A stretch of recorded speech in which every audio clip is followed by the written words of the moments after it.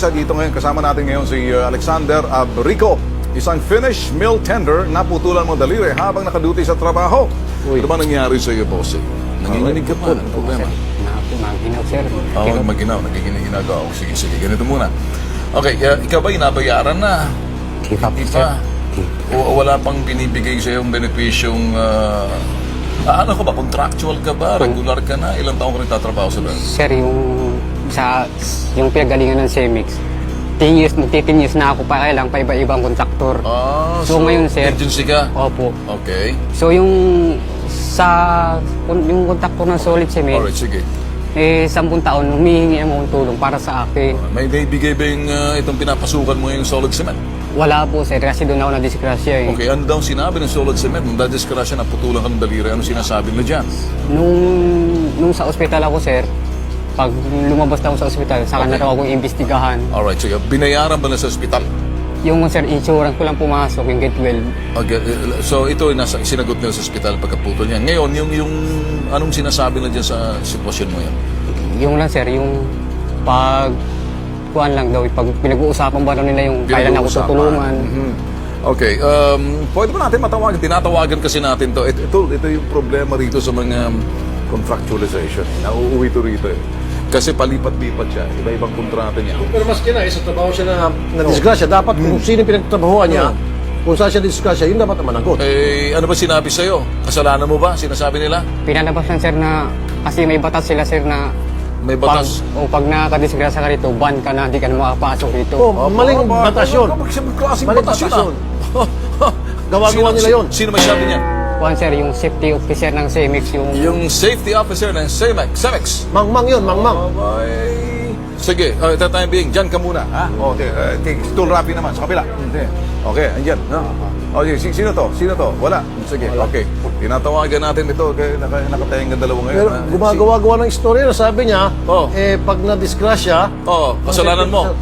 Ban ka na agad. Ban na. Dahil naputulan ka ng daliri. Opo, sir. Ibig sabihin, wala ka ng silbi. Wala na, Ay, mga sir. taranta to. At saka para siguro hindi na makasingil dahil ban na nga. Ganun ba? Hindi na papasukin. Anong pangalan ng bossing mo doon sa sinasabing construct safety na yun? Sino yun? Kuhaan po, sir, yung nagsalita yun, sir, si safety officer,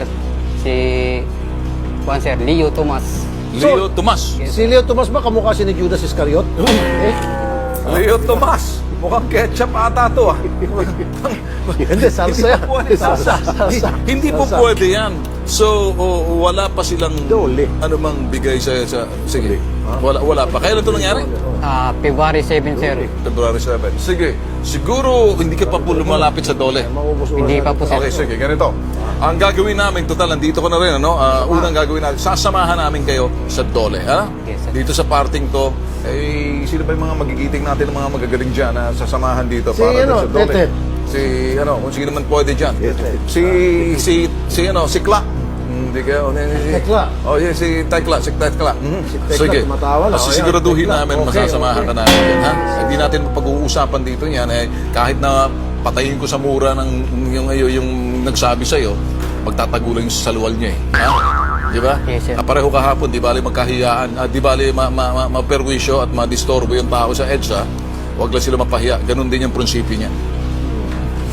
Yung nagsabi ng safety officer, siyempre may amo yun. Yes, Yung sir. may-ari ng kumpanya. Ano? Siguro yung kanya mata may pilak na. Yung ilong butas ilong niya may pilak, bibig may pilak, tenga may pilak. Pati yung sa wet ko may pilak na rin. Lahat tinapalan. Lahat ng pila Kasi na lang yan. nagsalita na siyang kawalang yan eh. Yung Eto, mabilisan ng totoo lang. Balikan natin agad yung kapatid nating naputulan daliri. Sa linya natin ngayon si Director ni Nikon Pamironag, Dole sa Maine, sa Department of Labor. Sir, magandang hapon, Director. Ay, Sir Ben, magandang hapon po. Okay, kasama Opo. po natin si Tool Rapid at Tool Erwin. Ito hong isang construction dito ho sa nagtatrabaho sa pabrika ng isang semento. Naputulan ho ng daliri at sinabi raw ho ng kanilang safety officer na dahil naputulan ka na, wala ka ng silbi. Pwede ho bang samahan ho namin sa inyo to para maimbestigahan nyo at matulungan na walan ho ng tatlong daliri ang naputol ho sa kanya? King Santa Maria. Opo, meron pong matatanggap yan na employees compensation mula sa Employees Compensation Commission kay Executive Director Estela Banawe. At pagpapanagutin po natin yung kaniyang Sige, sir. kumpanya kung hindi siya binabayaran. Hindi po ba siya pinagamot, sir? Pinagamot, sir. Kaya lang, hindi na daw pwede magtrabaho dahil wala na siyang silbi dahil putol ng 3 daliri. Dapat bayaran nila ng May- operation pay yan. Sir, Sige po, gagawin ho ipadala namin, po sir, ninyo sa ano? office. Sige, sa ganito ho namin, sir, Opo. sasamahan ho namin sa opisina ho ninyo, sama yung staff ng T3, para ho Opo. mismo ito'y maka-action kayo dahil, total, labor naman ho kayo, sir. Sigurado Opo. naman may magagawa ho kayo rito at alam ko na Sige po, sir. Sige po. Hintayin po namin yung tao at nung makuha ko yung kanyang intake sheet at ma-refer ko kaagad doon sa ECC. Meron pong Employees Compensation Commission benefit yan. Okay. Sige, sir. Opo. Sige, sir, ha? Sige po. Okay, thank you very much, sir. Okay, sasamahan kayo ng mga staff namin, ha? Oh, yun.